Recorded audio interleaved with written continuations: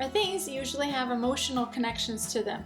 Not all of our things. Some of our things are completely utilitarian, and it doesn't matter whether we keep them or not. It's an easy decision to make if we don't need them. But as soon as we get rid of that surface layer of clutter, we come to things that have emotional ties. And today I want to share a story of the emotional weight of stuff.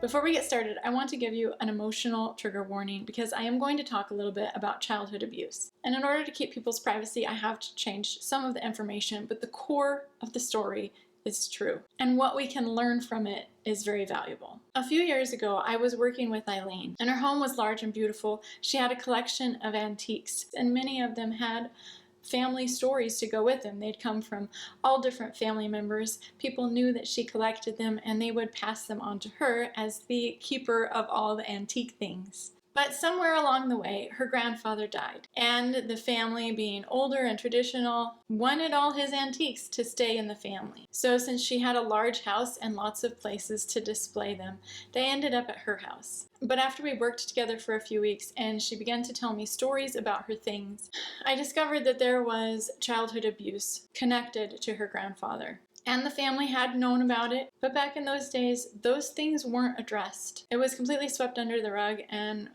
everyone was supposed to pretend as if it didn't happen and the family was perfect and happy and fine. So being the family keeper of all antique things, everyone had expected her to keep these items. They brought them to her house and expected her to display them. Now, it is really hard to tell your parents and your siblings and anybody else involved that you don't want family pieces. So she took them and she put them up in her home. But what kind of emotional impact do you think that had on her to be constantly surrounded by all these items that reminded her of the person that caused so much pain in her life? Now, this is an extreme example, and we don't all have the same type of situations where we have items from people that hurt us so much. But this is part of the minimalist journey of paring down our things, of being particular about keeping only the items in our home that have good feelings, good memories, good emotions. Even a slight resentment can have a negative impact on us. If we have any items in our home that someone said, these need to stay in the family, but we know we don't want them in our home, we're going to have a negative feeling towards whatever relative.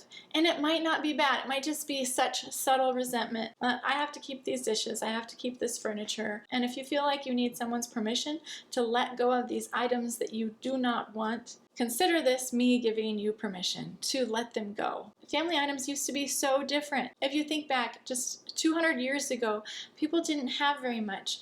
And if you had a set of china, it was treasured and it was passed down. It was likely one of the very few beautiful items that people would treasure from their family. These days, we're surrounded by stuff. There's so much stuff everywhere. And we can be picky about the things that we use. We can have preferences. 200 years ago, there wasn't a lot of options, and usually grandma's china was the most beautiful thing we've ever seen. These days, it's not. And there is simply so much stuff.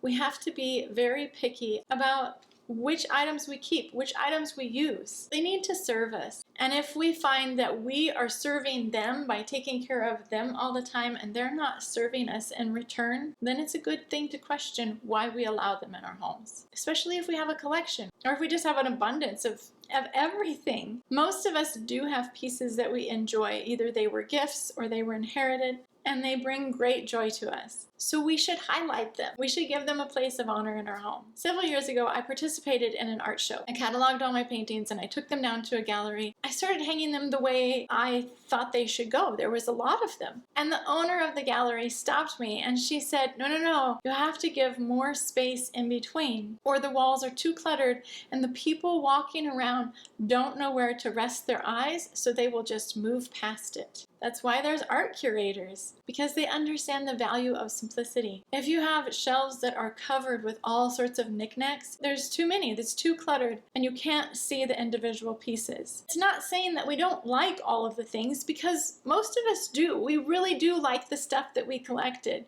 So don't think of it as discarding things that we once loved. Instead, think of it as being able to highlight the ones that you treasure the most. If you want to delve a little bit deeper into the way you think about your stuff and being able to prioritize it, and embrace a minimalist mindset, I created a journaling course just for that. It's 21 days, different journaling prompts every day to help you think through what you want to be a priority in your life. And when you figure out that end goal of what you want your life to look like, then it's much easier to strip away those things that are not adding value. I'll put the link to that in the video description below. Thank you so much for watching, and I'll see you in my next video.